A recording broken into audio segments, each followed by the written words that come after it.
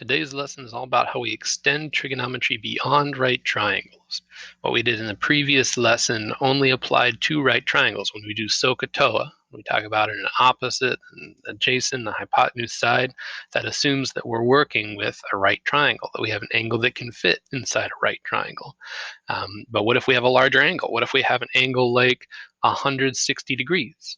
160 degrees is too large of an angle to fit inside of a right triangle. So how are we going to find the sine of 160 degrees?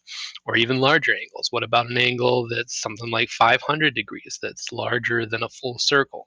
How do we do trigonometry for those kinds of angles that are too large to fit inside of a right triangle?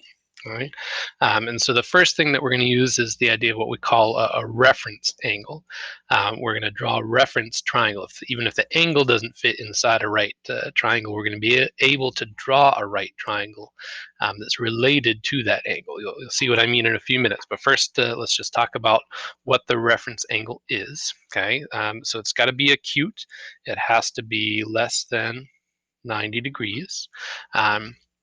So we look at the terminal side. Again, the terminal side is just where the angle ends up, and then the closest side of the x-axis. Make sure you remember it's always the x-axis. Okay, so if we look at 150 degrees, let's sketch that angle. So we always start at the right side of the x-axis, and then that's a little bit less than 180, more than 90, less than 180. So here is 150. Okay, so we look at, here's the terminal side, and then the closest side of the x-axis is right there. So we're looking for this little angle right here. Okay, we often use the symbol alpha.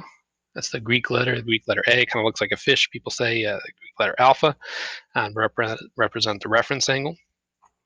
So if we want to find this little angle in here, okay, well, let's take a look at, it's the difference between 150 and 180. 180 would be all the way here, 150 is here. The reference angle is the difference.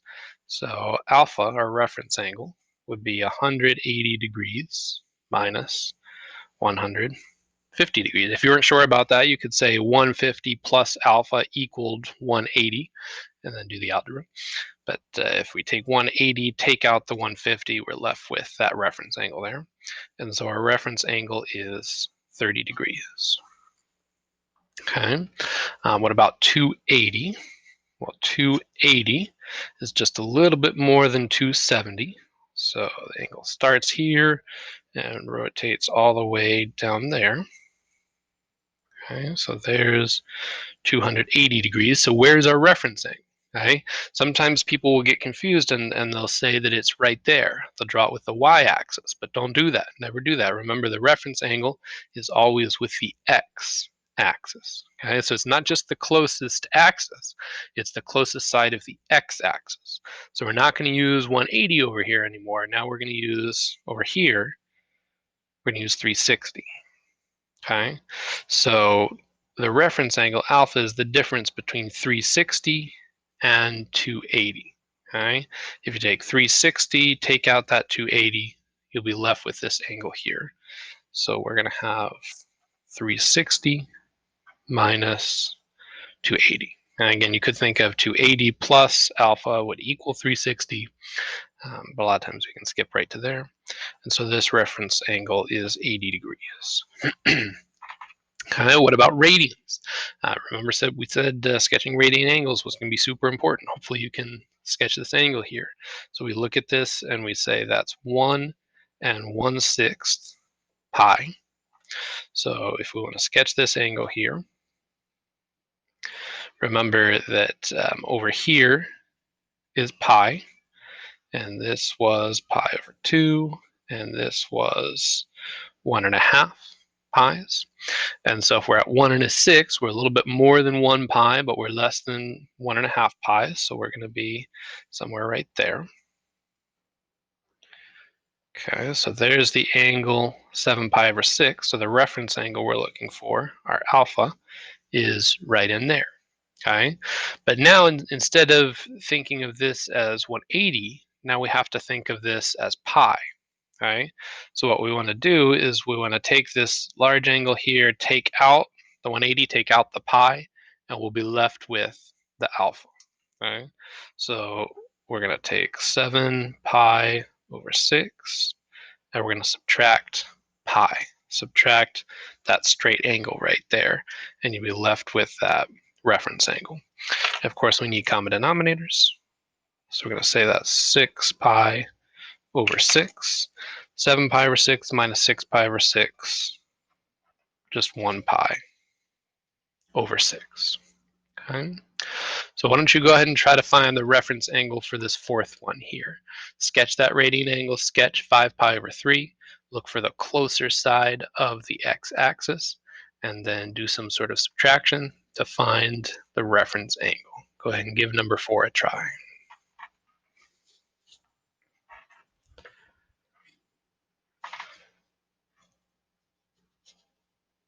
All right, so you can check your answer there. You should have gotten 5 or pi over 3. Sorry, so 5 pi over 3 was in the fourth quadrant.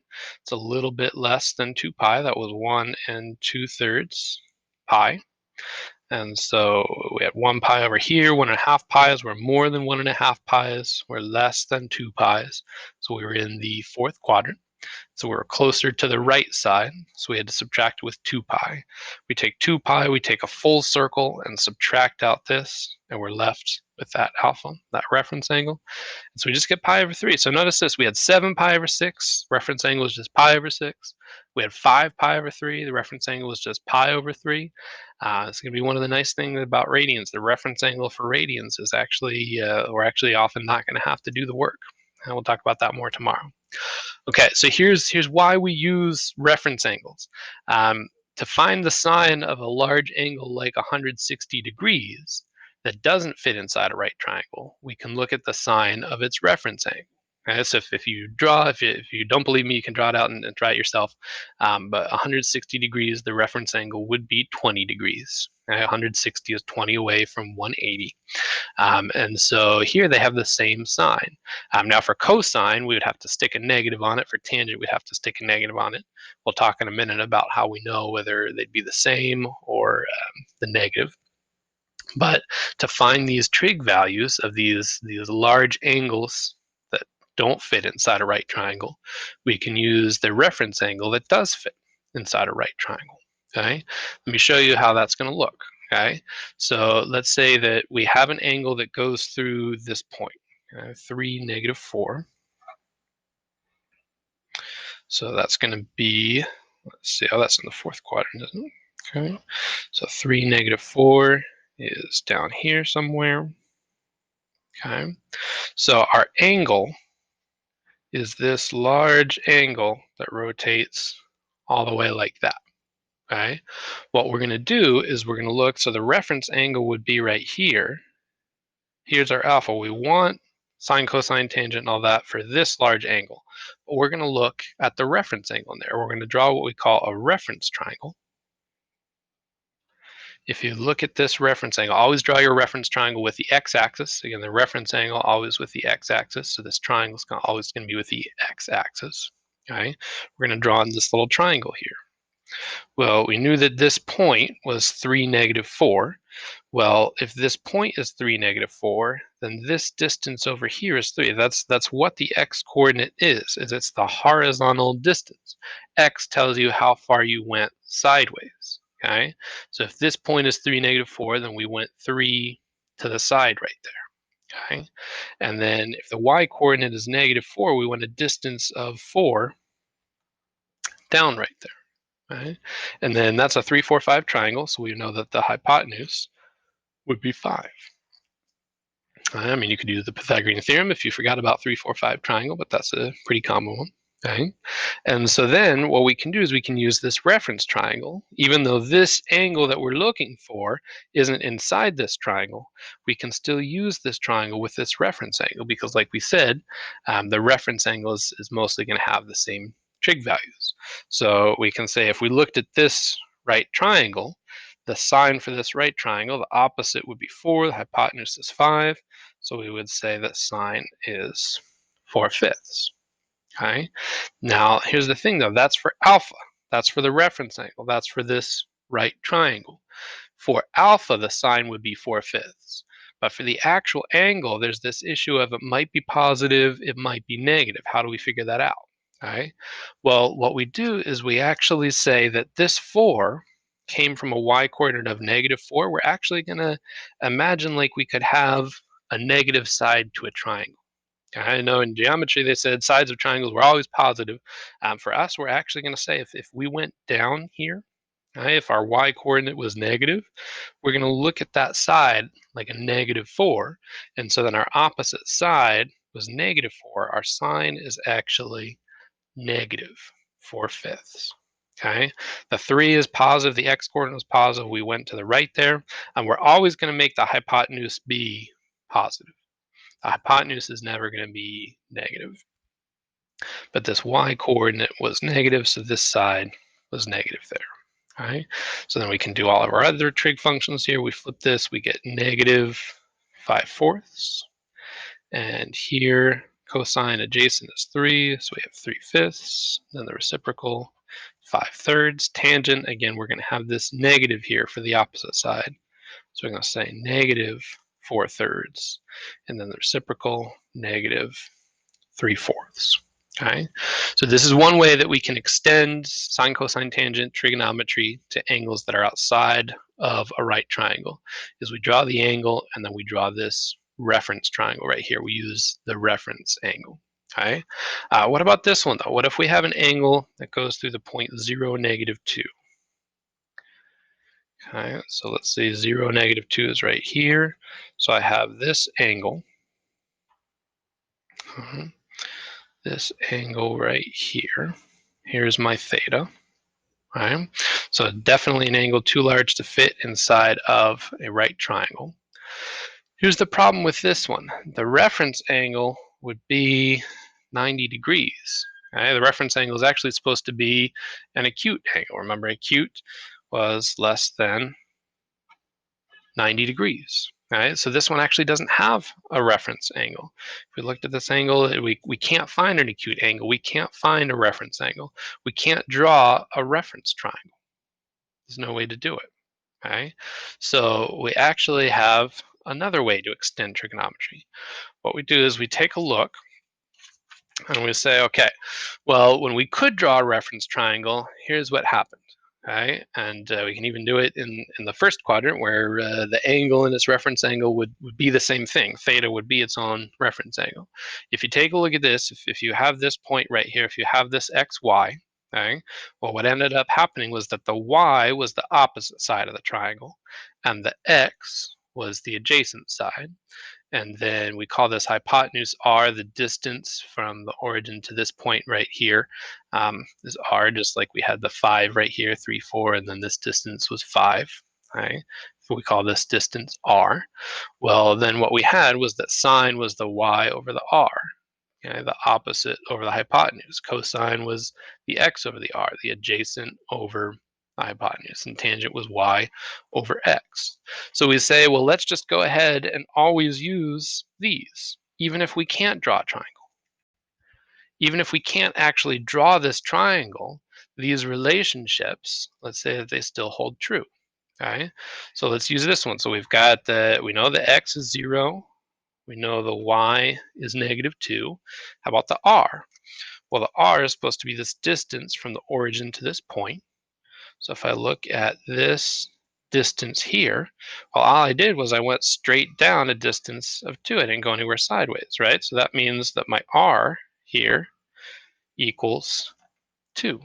All right, again, make sure you note this here. This r is always positive. Just like I said here, the hypotenuse is always positive. The r is always positive. Okay, well, now I've got x, y, and r, and so now I can find sine, cosine, and tangent. So sine is y over r, so -2/2. So it equals -1.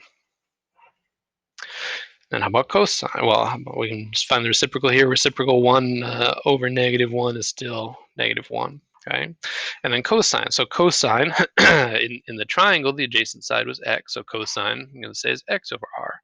So even though I can't draw a triangle here, I still use that relationship. 0 over 2. Well, that equals 0. Okay. About secant, well, secant 1 over 0, 0 in the denominator, that's undefined. Tangent. Tangent is y over x. So I'm going to say negative 2 over 0, 0 in the denominator, that's undefined. About cotangent. Cotangent is the reciprocal of tangent. Well, what's 1 over undefined? Well, don't do that. Don't do 1 over undefined. Do this original fraction we had here. Negative 2 over 0. That reciprocal, 0 over negative 2, that equals 0. So there we go. We found all of our trig functions for an angle that we couldn't even draw a right triangle for at all, using these definitions that we got from the idea of what a triangle would look like. Okay. And so based on this, we can actually always know whether sine, cosine, and tangent are going to be negative or positive as well. We talked a few minutes ago about, well, how would we know these here? This one was positive, these were negative. How do we know that? Right? Well, it's based on the idea that the sine, cosine, and tangent are related to this x and y. Okay, again, r is always positive, so let's just think about x and y. Well, if you're in the first quadrant, if you're a point in the first quadrant, think about the x and the y. If you're in the first quadrant, you went right and up, so you went positive, positive. So in the first quadrant, sine, cosine, and tangent are always going to be positive. All of the trig functions are going to be positive. What about in the second quadrant? Well, in the second quadrant, you went left, so your x is negative, and you went up, so your y is positive. So let's take a look then. All right, so here, if y is positive, r is positive, that means sine is going to be positive. If x is negative, r is positive, negative over positive, cosine is negative. We've got y is positive, but x is negative, positive over negative, tangent is going to be negative. So in the second quadrant, only sine is positive. Okay, so hopefully I know you had the distance learning in the spring, but hopefully you at least saw this ASTC at least a little bit. A lot of times people remember it with all students take calculus.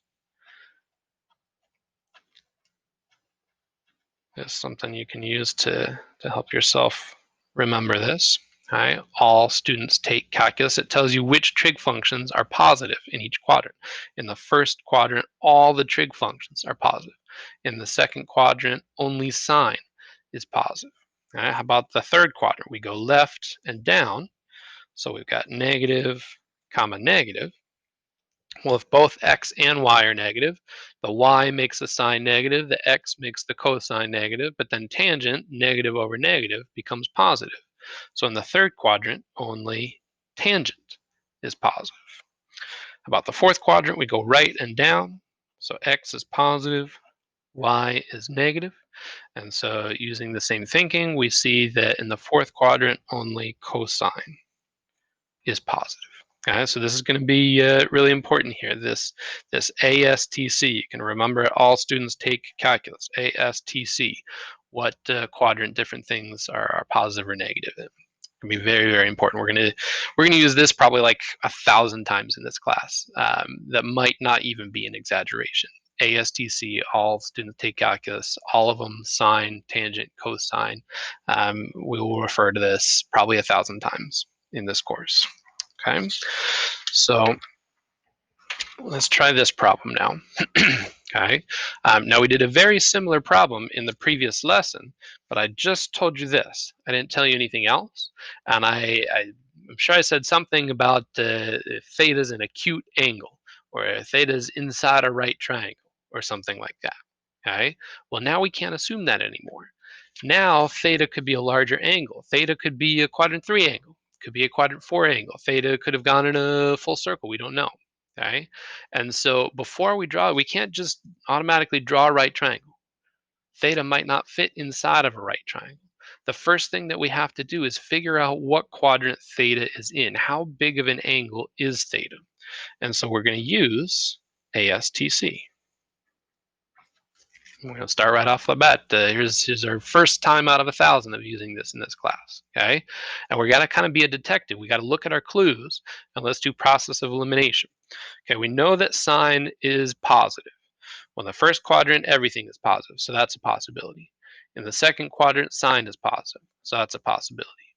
But in the third quadrant, only tangent is positive. So that means in the third quadrant, sine is negative, so can't be a third quadrant angle. In the fourth quadrant, only cosine is positive. So that means sine is negative, can't be the fourth quadrant. Okay. We also tell you this, we also tell you tangent is negative. Well, in the first quadrant, all the trig functions are positive. So tangent would be positive, so we can't be first quadrant. Second quadrant could work. We've got sine is positive, we've got tangent is negative. Looks like this is a second quadrant angle. Okay. So let's draw this. Let's draw our second quadrant angle.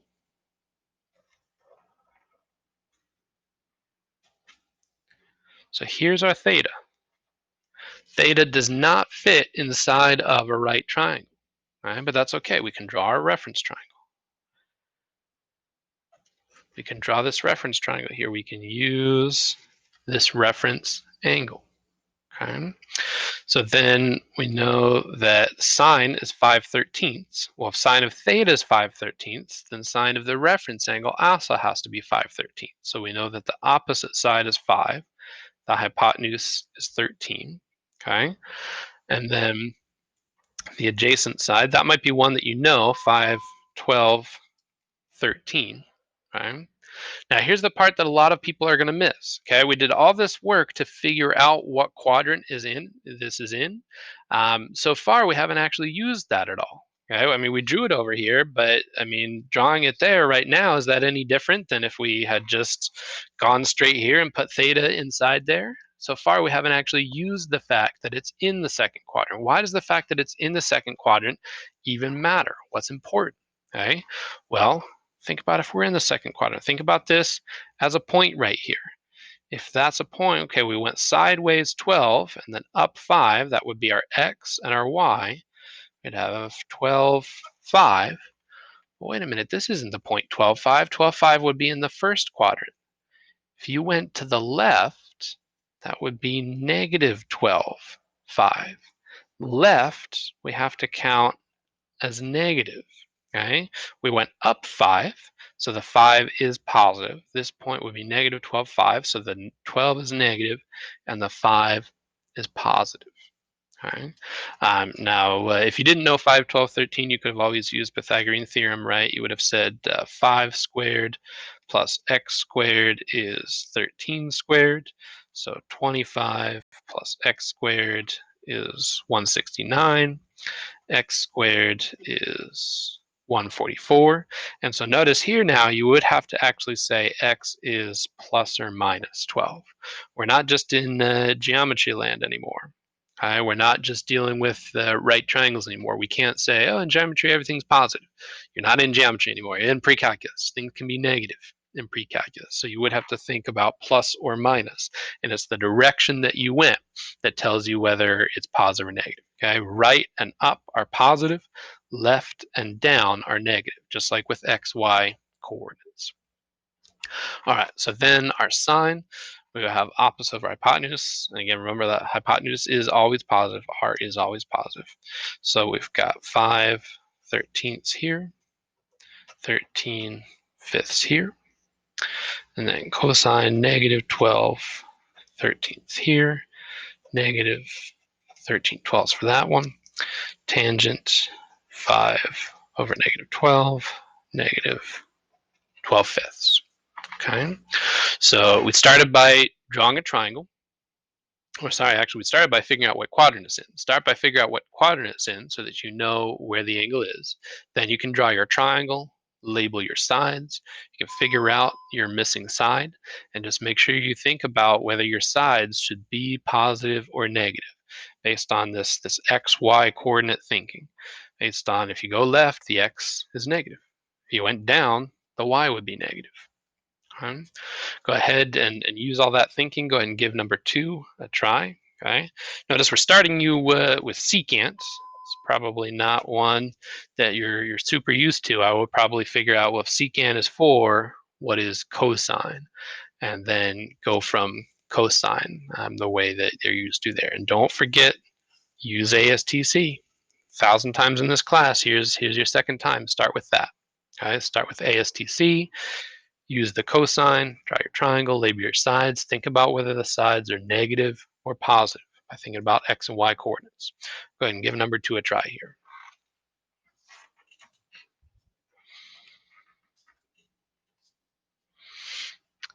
All right. So this one here had to be the 4th quadrant because we needed cosine to be positive and sine to be negative. Right? Process of elimination, the only one that could work is the 4th quadrant. Right? And so when we draw this here, when we find our missing side, this one you had to use the Pythagorean theorem to find your missing side. Right? And this one, we went down for that missing side. Down is negative. If you looked at this point, the x would be positive, we went to the right. The y would be negative, we went down. So we label this side as negative. And again, you don't have to rationalize. There's really no reason to do this, but just in case anybody likes to, that is another option as well. Either answer, it's perfectly fine. Okay. All right, so the last thing that we want to talk about is something called coterminal angles. Okay, this is going to help us with angles that are really large. You know, angles like 500 degrees, 1,000 degrees, something like that. Okay, so a coterminal angle. So co means with or sharing the same thing. Like a co-worker means you work in the same place. So these have the same terminal side.